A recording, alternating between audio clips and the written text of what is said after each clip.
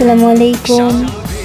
First time Bangalore যাওয়ার পথে কিছু ভিডিও ধারণ করলাম আপনাদেরকে দেখানোর জন্যে। আমি খুবই এক্সাইটেড ছিলাম, কারণ কিছুক্ষণ পর ঢাকা বিমানবন্দর থেকে ব্যাঙ্গালোর চলে যাব প্লেনে করে। আর প্লেনে ওঠা এটা ছিল আমার ড্রিম। প্লেনে উঠতে আমার খুব ইচ্ছে করতো। ফার্স্ট টাইম চান্স পাইলাম প্লেনে ওঠার জন্যে। বাংলাদেশে তো ওরকম কোথাও যাওয়া হয় না। প্লেনে উঠে আমি বারবার ভিডিও করতেছিলাম, প্লেনে উপর থেকে নিচে ভিডিও করতেছিলাম। খুবই সুন্দর লাগতেছিল চারদিকটা, এত সুন্দর, শহরগুলো এত ছোট ছোট ক্ষুদ্রাকার, খুব ভালো লাগতেছিল আমার কাছে।